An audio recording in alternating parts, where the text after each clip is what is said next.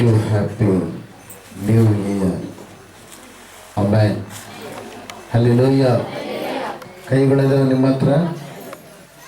2017 ಕೇಳಿದಂಗೆ ಮತ್ತೆ 2018 ಕೇಳಬೇಕಾಗ. Hallelujah. Amen.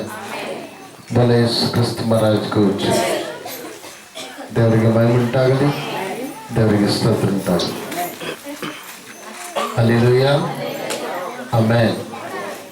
ಪ್ರಿಯವಾದವರೇ, 2018 ದೇವರು ಮಾತಾಡಿರ್ತಕ್ಕಂಥದ್ದು, ಪ್ರಿಯರೇ, ನೀವು ಕೆಲವರು ಪ್ರಾರ್ಥನೆಯಲ್ಲಿ ಭಾಗವಹಿಸಿದವರು ಮಾತ್ರ ಗೊತ್ತಿರುತ್ತೆ.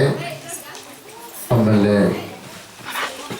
ಇವತ್ತು ಮಾತ್ರ ಬಂದವರಿಗೆ ಆ ವಿಷಯಗಳು ಗೊತ್ತಿಲ್ಲ. ಪ್ರಿಯರೇ, ಸರಿ, 2017 ದೇವರು ಏನೇನು ಮಾತಾಡಿದ್ದಾರೆ ಅವೆಲ್ಲ ನೆರವೇರಿಸಿದ್ದಾರೆ. ಒಂದು ಇನ್ನು ಯಾವಾದರೂ ಉಳಿದರೆ ಈ ವರ್ಷದಲ್ಲಿ ನೆರವೇರಿಸ್ತಾರೆ.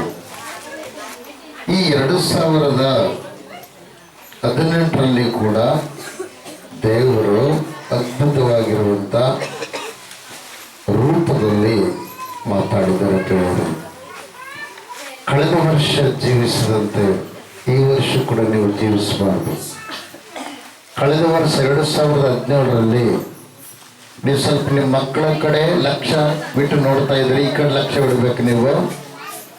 ನೀವು ಇವತ್ತು ಈ ಕಡೆ ಲಕ್ಷ್ಯ ಬಿಡ್ಲಾರ್ದಂಗಿದ್ರೆ ದೇವ್ರ ಮಾತು ಏನಾಗುತ್ತೆ, ಇನ್ನೊಬ್ಬರ ಹತ್ರ ಹೋಗುತ್ತೆ. ನಿಮ್ಮ ಹೃದಯ ಹಂಗೆ ಉಳ್ಕೊಂತದ್ದು, ಖಾಲಿ. ಅಲ್ಲಿಲ್ಲ, ಖಾಲಿ ಆಗಬಾರ್ದು.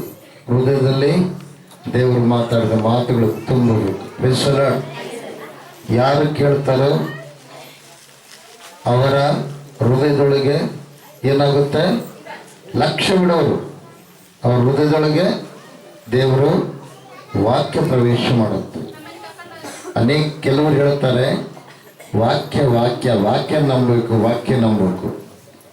ಆ ವಾಕ್ಯ ಸ್ವರೂಪನಾಗಿ ಅದೇ ಮುಂದೆ ಹೋದ್ರೂ ಗೊತ್ತಾಗುತ್ತೆ ಅವ್ರಿಗೆ. ಅದೇ ವಾಕ್ಯ ಸ್ವರೂಪನಾಗಿ ದೇವರು ಬಂದರು ಅನ್ನತಕ್ಕಂಥದ್ದು ಅವ್ರ ತಲೆಗಿಲ್ಲ. ಬರೀ ವಾಕ್ಯ ನಂಬರು. ವಾಕ್ಯ ಅಂದ್ರೆ ಯಾರು? ವಾಕ್ಯೋ ಬ್ರಹ್ಮ, ಶಬ್ದೋ ಬ್ರಹ್ಮ. ಆ ವಾಕ್ಯವೇ ದೇವರು, ಶಬ್ದವೇ ದೇವರು. ಹಲ್ಲೆಲೂಯಾ. ಪ್ರಿಯವಾದವರೇ, ಆ ವಾಕ್ಯವೆಂಬ ದೇವರು ನಿಮ್ಮನ್ನ ಸ್ಪರ್ಶ ಮಾಡುವುದಕ್ಕಾಗಿ ಬಂದಿದ್ದಾರೆ. ಈ ಕಡೆ ಲಕ್ಷ್ಯ ಬಿಡ್ರಿ, ಈ ಕಡೆ ವಾಕ್ಯವೆಂಬ ದೇವರು. ವಾಕ್ಯ ವಾಕ್ಯ ವಾಕ್ಯ ನಿನಗೆ ವಾಕ್ಯನೇ ಕಾಣಿಸ್ತದ. ಅದ್ಭುತ ನಡೆಯಲ್ಲ ನಿನ್ನಲ್ಲಿ. ವಾಕ್ಯ ಸ್ವರೂಪನಾಗಿರುವ ದೇವರಾಗಿದ್ದಾರೆ ಅಂತಂದ್ರೆ ದೇವರ ರೂಪನೂ ಕಾಣುತ್ತೆ, ದೇವ್ರನ್ನು ಕಾಣುತ್ತಾನೆ, ದೇವ್ರನ್ನು ಮಾತಾಡ್ತಾನೆ, ಮತ್ತು ದೇವರ ವಾಕ್ಯ ಕೂಡ ನಿಮ್ಮ ಸಂಗಡ ಮಾತಾಡುತ್ತೆ. Praise the lord. Yesu Krista ಮಹಾರಾಜಗೂ ದೇವರಿಗೆ ಮಹಿಮೆ ಉಂಟಾಗಲಿ. ಒಂದು ಬ್ಯಾಳೆ ತಯಾರು ಮಾಡಬೇಕಾದ್ರೆ ಅದಕ್ಕೆ ತೊಗರಿಬೇಳು, ಕಡಲೆಬೇಳು ಬೇಕು. ಬರೀ ಬ್ಯಾಳೆ ತಗೊಂಡು ಗಡಿಗೆಗೆ ಹಾಕಿದ್ರೆ ಅಥವಾ ಗುಂಡಲೆಗೆ ಹಾಕಿದ್ರೆ ತಯಾರಾಗುತ್ತಾ? ಪಾತ್ರೆಗೆ ಹಾಕಿದ್ರೆ ತಯಾರಾಗುತ್ತಾ? ಅದಕ್ಕೇನು ಬೇಕ್ರಿ? ಬೇಳೆಗೆ ಬೇಳೆ, ನೀರು, ಖಾರ, ಉಪ್ಪು, ಅರಿಶಿಣ. ಆಮೇಲೆ ಏನು ಮಾಡಬೇಕು? ಅದನ್ನ ಕೆಳಗಡೆ ಬೆಂಕಿ ಹಚ್ಚಿ ಕುದಿಸ್ಬೇಕು. ಕುದಿಸಿದ ಮೇಲೆ ಬ್ಯಾಳೆ ಬೆಂದ ಮೇಲೆ ಅದನ್ನ ಬೆಳ್ಳುಳ್ಳಿ ಜಜ್ಜಿ ಅದ್ರೊಳಗೆ ಹಾಕ್ಬಿಟ್ಟು, ಯಾಕಂದ್ರೆ ಸ್ಮೆಲ್ಲು ರುಚಿನೂ ಬರುತ್ತೆ. ಆಮೇಲೆ ಇನ್ನೊಂದೇನಂದ್ರೆ ಹಾರ್ಟಿಗೆ ಭಾಳ ಒಳ್ಳೇದು, ಹೃದಯಕ್ಕೆ ಭಾಳ ಒಳ್ಳೇದು ಬೆಳ್ಳುಳ್ಳಿ. ಅರಿಶಿಣ ದೇಹದಲ್ಲಿ ಶುಗರ್ ಅಂಶ ಇದ್ರೆ ಕಡಿಮೆ ಮಾಡುತ್ತೆ.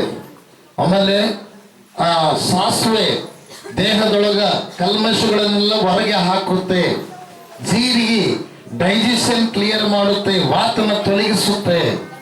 ಕರಿಬೇವು ಕರಳಿಗೆ ಸಂಬಂಧಪಟ್ಟ ರೋಗಗಳನ್ನು ನಿವಾರಣೆ ಮಾಡುತ್ತೆ.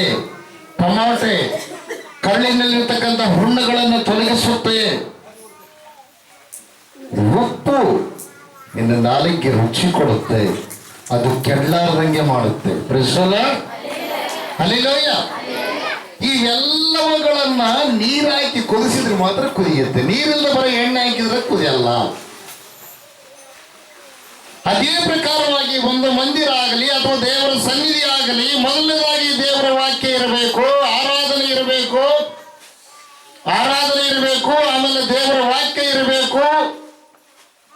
ಎರಡನೇದಾಗಿ ಅಲ್ಲಿ ದೇವರ ಕಾರ್ಯಗಳನ್ನ ಮಾಡಬೇಕು. ಮೂರನೇದಾಗಿ ದುಃಖದಿಂದ ಬಂದಿರುವಂತವರು ಸಂತೋಷವಾಗಿ ಮನೆಗೆ ಹೋಗ್ಬೇಕು. ಬ್ರದರ್,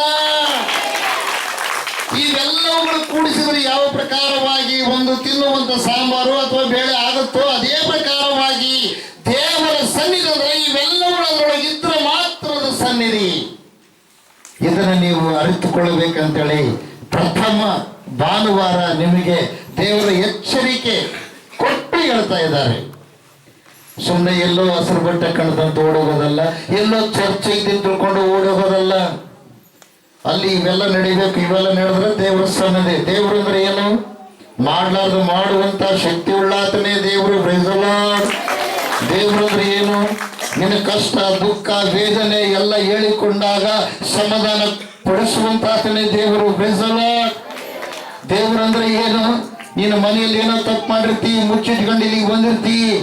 ಆದರೆ ದೇವರು ಮಾತಾಡುವ ಸಮಯದಲ್ಲಿ ಅಯ್ಯೋ ನನ್ನ ಹೊಟ್ಟೆ ಒಳಗಿರ್ತಕ್ಕಂಥ ವಿಷಯ ಕೂಡ ಇವ್ರಿಗೆ ಹೆಂಗ್ ಗೊತ್ತಾಯ್ತಪ್ಪ ಅಂತೇಳಿ ನಿನ್ನ ಮನಸ್ಸಲ್ಲಿರ್ತಕ್ಕಂಥ ಪಾಪದ ಭಾರವನ್ನ ಒಪ್ಪಿಕೊಂಡು ಬಿಟ್ಟು ಬಿಡುವಂತೆ ಮನಸ್ಸನ್ನ ಪಶ್ಚಾತ್ತಾಪ ಹೃದಯವನ್ನ ಉಂಟು ಮಾಡುವಂತ ಶಕ್ತಿ ಉಳ್ಳ ಸನ್ನಿಧಿಯ ದೇವರ ಸನ್ನಿಧಿ. ಬ್ರದರ್, ಯೌವನ ಪ್ರಾಯದಲ್ಲಿರುವಂತ ನೀವು ಕಾಲು ಜಾರಿ ಪಾಪದ ಕಡೆಗೆ ಹೋಗಲಾರದಂತೆ, ಶಾಪಕ್ಕೆ ಗುರಿಯಾಗದಂತೆ ಸತ್ಯ ಮಾರ್ಗದಲ್ಲಿ ನಡೆಸುವಂತ ಬೋಧನೆಯನ್ನ ತಿಳಿಸುವಂತದೇ ದೇವರ ಸನ್ನಿಧಿ. ಬ್ರದರ್, ಆಮೇಲೆ ನೀವು ಲೋಕದೊಳಗೆ ಜೀವಿಸಬೇಕಾದ್ರೆ ಮುಖ್ಯವಾಗಿ ನಿಮಗೇನು ಬೇಕು? ಮನೆಯಲ್ಲಿ ಇರಬೇಕಾದ್ರೆ ಮುಖ್ಯವಾಗಿ ನಿಮಗೇನು ಬೇಕು? ಪ್ರೀತಿ, ನೀತಿ, ತ್ಯಾಗ. ಅಭಿವೃದ್ಧಿ ಆಗ್ಬೇಕಾದ್ರೆ ತ್ಯಾಗ ಬೇಕು. ನೀನು ಕೊಟ್ರೆ ಕೊಡಲ್ಪಡುತ್ತೆ. ನಿನ್ನ ಬೇಡಿಕೆ ಅಂದ್ರೆ ಇದ್ದದ ಸಮಯ ಏನಾಗುತ್ತೆ? ಹೊರಟು ಹೋಗುತ್ತೆ. ಯಾವಾಗಲೂ ಬೇಡೋದಲ್ಲ, ಕೊಡೋದು ನಾವು ಕಲ್ಕೊಂಡ್ರೆ ಮ್ಯಾಲಿಂದ ನಮಗೆ ಬರುತ್ತೆ. ಹಳ್ಳಕ್ಕೆ ಹೋಗಿ ವರ್ತೆ ತೋಡಿ ನೀರು ಏನು ಮಾಡ್ಬೇಕು? ನಾವು ಹಾಕ್ಬೇಕು. ಈಗೆಲ್ಲ ಇಲ್ಲ, ಮನೆಗೆ ನಳ ಬಂದ್ಬಿಟ್ಟವು. ಪ್ರಿಯವಾದವ್ರೆ, ಎಷ್ಟು ನೀರು ತುಂಬ್ಕೊಂಡು ನೀನು ಮನೆಗೆ ತಂದ್ರು ಊರ್ ಮಂದೆಲ್ಲ ಒಂದೇ ಬರುತ್ತಿದ್ದು ಮನೆಗೆ ತಗೊಂಡ್ಬಂದ್ರು ಕೂಡ ಹೊರತೆಗಳ ನೀರು ಏನಾಗಲ್ಲ, ಹಾಗಲ್ಲ. ಅದು ಹೆಂಗ ನೀರು ತುಂಬಿದಂಗಲ್ಲ ಹಂಗಂಗ ಹೊಸ ನೀರು ಬರ್ತಾ ಇರುತ್ತೆ. ಅದೇ ಪ್ರಕಾರವಾಗಿ ನೀನು ಲೋಕದೊಳಗೆ ಒಳ್ಳೆಯ ಕಾರ್ಯಗಳಿಗಾಗಿ ನಿನ್ನ ಒಂದು ಧನ ವೆಚ್ಚವನ್ನು ಮಾಡಿದಂಗಲ್ಲ ದೇವರು ಏನ್ ಮಾಡ್ತಾನೆ? ಇನ್ನೂ ನಿನ್ನಲ್ಲಿ ಊರ್ತಾ ಇರುತ್ತೆ. ಇಡಿಸಲಾರದಷ್ಟು ನಿನಗೆ ಕೊಡ್ತಾನೆ. ಆಮೇಲೆ ಇನ್ನೊಂದೇನು ಗೊತ್ತಾ? ನಂಬಿಕೆ, ವಿಶ್ವಾಸ. ಏನ್ರಿ? ನಂಬಿಕೆ ಮತ್ತೆ ವಿಶ್ವಾಸ. ಒಂದು ವೇಳೆ ನೀನು ಅವಿಶ್ವಾಸದಿಂದ ನೀನಿದ್ರೆ ನೀನು ಅಲ್ಲೇ ಇರ್ತೀವಿ. ವಿಶ್ವಾಸದಿಂದ ನೀನಿದ್ರೆ ಎಲ್ಲ ನಿನಗೆ ಸಿಗುತ್ತೆ. ಏನು ಅನ್ಕೊಂತೀಯ ಅದೆಲ್ಲ ದೇವರು ನಿನಗೆ ಕೊಡ್ತಾರೆ. ಕ್ರಿಸ್ತ